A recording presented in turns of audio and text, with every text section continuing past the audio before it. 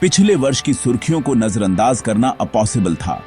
चांदी, जो कभी सोने की शांत चचेरी बहन मानी जाती थी, उसकी रेट में ऐसा उछाल आया है कि अनुभवी निवेशकों से लेकर साधारण परिवारों तक हर कोई पूरी तरह से चौंक गया है। यहां 2026 की शुरुआत में आंकड़े एक कहानी सुना रहे हैं। रेट्स केवल बढ़ी नहीं हैं, वे रॉकेट की तरह ऊपर गई हैं, जिससे कई लोग सोच रहे हैं कि आखिर चल क्या रहा है। भारत में इस उछाल का एक अनूठा प्रभाव है। कई पीढ़ियों से चांदी हमारे जीवन के ताने बाने में बुनी हुई है। एक बच्चे के पैरों की पायल से लेकर हमारे पूजा कक्षों में उपयोग होने वाले जटिल बर्तनों तक, इसकी रेट में यह अचानक नाटकीय वृद्धि पूरे देश के घरों में चर्चाओं को बदल रही है। जो एक परिचित सुकून था, वह अब गहन वित्तीय बहस और चिंता का विषय बन गया है। सदियों से चांदी की पहचान सीधी सादी थी। यह सजावट की धातु थी, समृद्धि का प्रतीक और आम आदमी के लिए एक विश्वसनीय मूल्य संग्रह का साधन। परिवार चांदी के सिक्के, आभूषण और छोटे बर्तन खरीदते थे, न केवल उनकी सुंदरता के लिए बल्कि बचत के एक ठोस रूप के तौर पर भी। यह कुछ ऐसा था जिसे आप देख सकते थे, छू सकते थे और पीढ़ियों तक आगे बढ़ा सकते थे। इस पारंपरिक भूमिका ने इसकी रेट्स को अनुमानित बना दिया था, जो अक्सर फेस्टिवलों और शादी की मांग के सौम्य प्रवाह का अनुसरण करती थी। लेकिन 2026 में जिस चांदी की हम बात कर रहे हैं, वह एक बिल्कुल अलग रूप ले चुकी है। इसकी पहचान पूरी तरह से बदल गई है। जहां यह अब भी हमारे गहनों के डिब्बों में चमकती है, इसकी असली शक्ति अब उच्च प्रौद्योगिकी प्रयोगशालाओं और विशाल कारखानों में बन रही है, जो हमारा भविष्य गढ़ रहे हैं। यही चेंज ऑफ वर्तमान रेट महाचक्र के पीछे का मुख्य कारण है। चांदी अब केवल एक कीमती धातु नहीं है, यह एक अनिवार्य औद्योगिक वस्तु बन गई है। इसकी अद्वितीय चालकता और परावर्तक गुण इसे हमारे समय की कुछ सबसे महत्वपूर्ण तकनीकी प्रगति में एक महत्वपूर्ण घटक बनाते हैं। हम इसकी रेट का एक मौलिक पुनर्मूल्यांकन देख रहे हैं, जो भावना या परंपरा से नहीं बल्कि प्रगति की निरंतर गति से प्रेरित है। तीव्र इलेक्ट्रॉनिकी, स्वच्छ ऊर्जा और अधिक बुद्धिमान तकनीक के लिए दुनिया की असीमित भूख ने अपना ध्यान पूरी तरह से चांदी की ओर मोड़ दिया है, जिससे एक ऐसी मांग उत्पन्न हो गई है जिसे इसकी पारंपरिक आपूर्ति श्रृंखलाएं समझने और पूरा करने में संघर्ष कर रही है। यह चांदी की नई वास्तविकता है। इसका भारत के आम नागरिक के लिए क्या अर्थ है? इसका अर्थ है कि आपको विवाह के उपहार में मिली चांदी की थाली या वर्षों से संचित किए गए सिक्कों की रेट में काफी वृद्धि हुई होगी। लेकिन इसका यह भी अर्थ है कि किसी समारोह के लिए या निवेश के रूप में नई चांदी खरीदना अब बहुत महंगा हो गया है। चर्चा अब इस बात से हटकर कि हम कितनी चांदी खरीद सकते हैं, इस पर आ गई है कि चांदी इतनी महंगी क्यों है। इस क्यों को समझना अत्यंत आवश्यक है। यह बाजार की अटकलों के कारण हुई कोई अस्थायी वृद्धि नहीं है। यह एक गहरा संरचनात्मक परिवर्तन है, जो यह संकेत देता है कि चांदी अब सोने की छाया से निकलकर 21वीं सदी को शक्ति देने वाले एक महत्वपूर्ण तत्व के रूप में विश्व मंच पर आ गई है। अगला सबसे बड़ा कारण सोलर पैनल का निर्माण और इलेक्ट्रिक सामानों की खपत में चांदी की चौंका देने वाली रेट वृद्धि के पीछे सबसे बड़ा प्रेरक हरित ऊर्जा क्रांति है।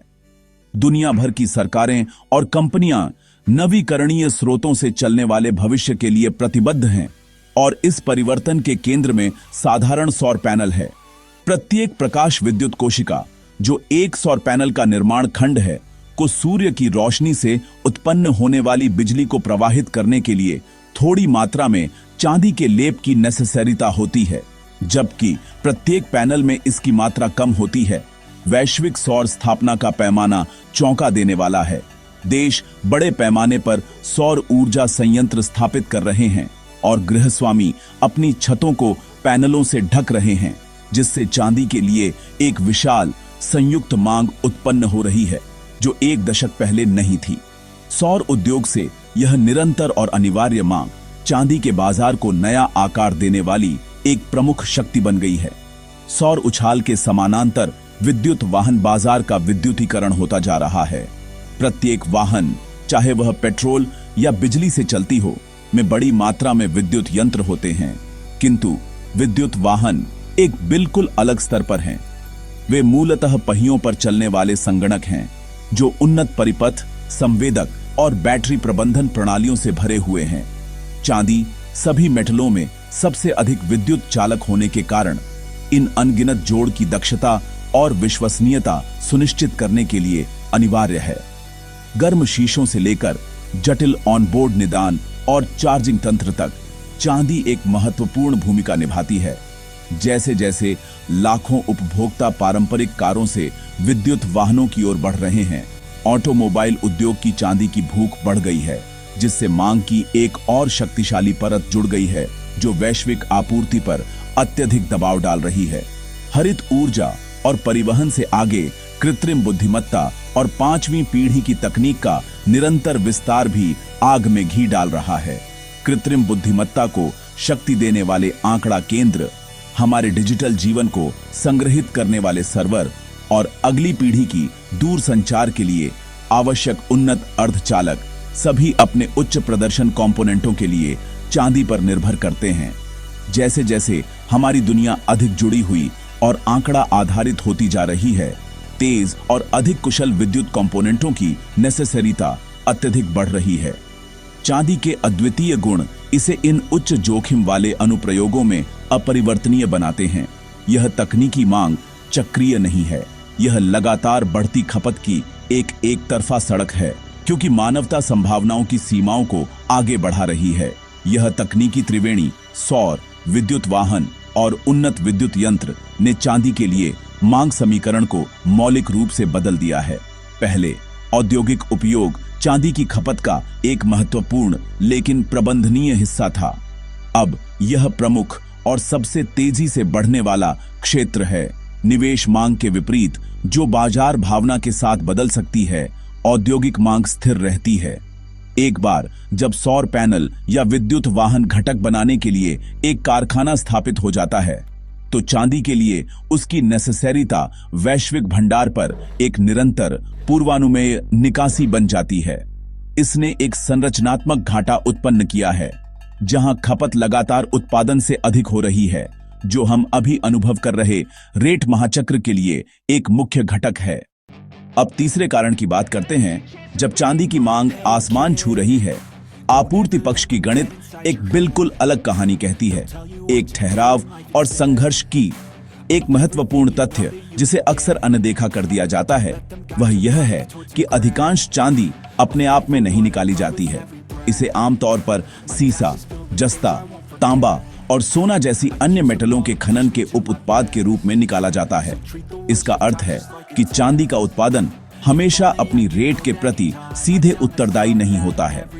खनन कंपनियां प्राथमिक धातु की लाभप्रदता के आधार पर निर्णय लेती है।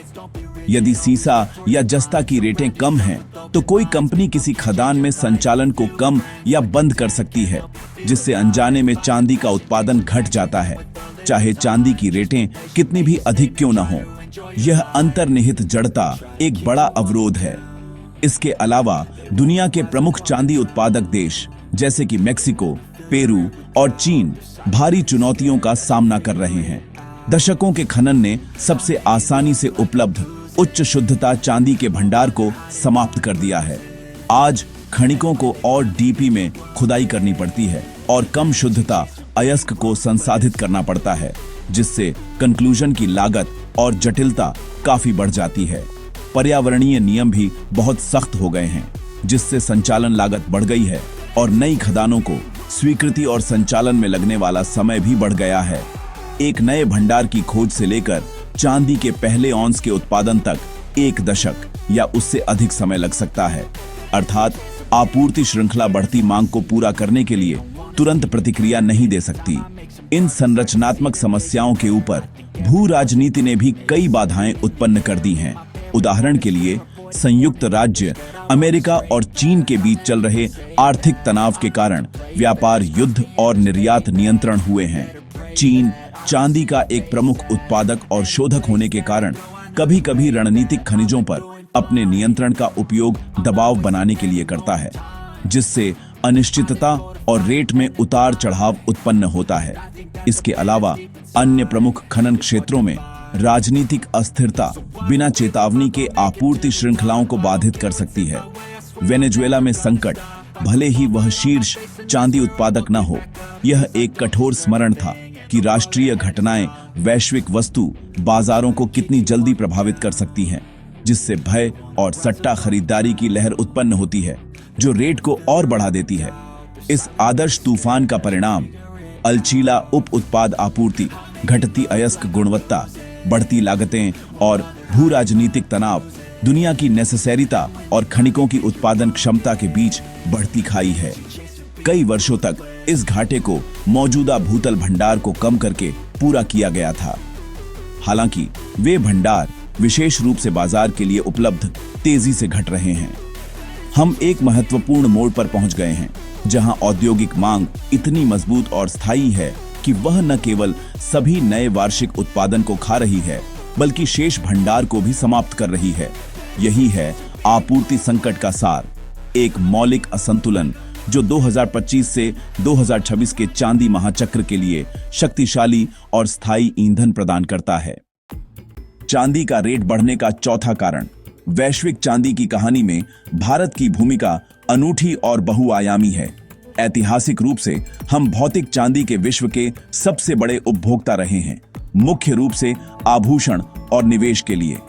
इस गहरे सांस्कृतिक लगाव का अर्थ है कि रेट में उतार चढ़ाव यहां कहीं और से अधिक महसूस किए जाते हैं। हालांकि मांग की नई लहर भारत में भी अपनी जड़ें जमा रही है। राष्ट्रीय सौर मिशन के अंतर्गत सौर ऊर्जा के लिए सरकार का महत्वाकांक्षी प्रयास और विद्युत वाहनों का प्रचार चांदी के लिए विशाल घरेलू औद्योगिक मांग उत्पन्न कर रहा है। इसका अर्थ है कि भारत अब पारंपरिक उद्देश्यों के लिए ही चांदी का उपभोक्ता नहीं है, यह अब उच्च प्रौद्योगिकी चांदी की दौड़ में एक प्रमुख खिलाड़ी है। अपनी हरित और डिजिटल महत्वाकांक्षाओं को इंक्रीजवा देने के लिए भारी मात्रा में आयात कर रहा है। आम भारतीय नागरिक और निवेशक के लिए इस नई वास्तविकता के लिए दृष्टिकोण में चेंज ऑफ आवश्यक है। सलाह अब केवल चांदी खरीदें नहीं है, अब वैश्विक कारकों के बारे में तीव्रता से जागरूक रहना चाहिए। यह समझना अत्यंत आवश्यक है कि चांदी का रेट अब उतना ही ताइवान में अर्धचालक उत्पादन या यूरोप में विद्युत वाहन बिक्री से जुड़ा है जितना कि स्थानीय फेस्टिवलों के मौसम से। निवेशकों को अपने निवेश संग्रह में विविधता लाने पर विचार करना चाहिए। शायद अस्थिरता को संभालने के लिए केवल भौतिक धातु के बजाय चांदी समर्थित वित्तीय उत्पादों जैसे विनिमय व्यापित निधि को देखना चाहिए। परिवारों के लिए शादियों या फेस्टिवलों के लिए चांदी की खरीदारी की योजना पहले से बनाना उच्च लागतों के लिए बजट बनाने हेतु आवश्यक हो सकता है। सरकार को भी कौशन पूर्वक कदम उठाना चाहिए, अपने उद्योगों के लिए सुलभ चांदी की नेसेसरीता को आयात बिल के साथ संतुलित करते हुए। आगे देखते हुए इस चांदी के महाचक्र के मूलभूत प्रेरक तत्वों के कम होने के कोई संकेत नहीं है।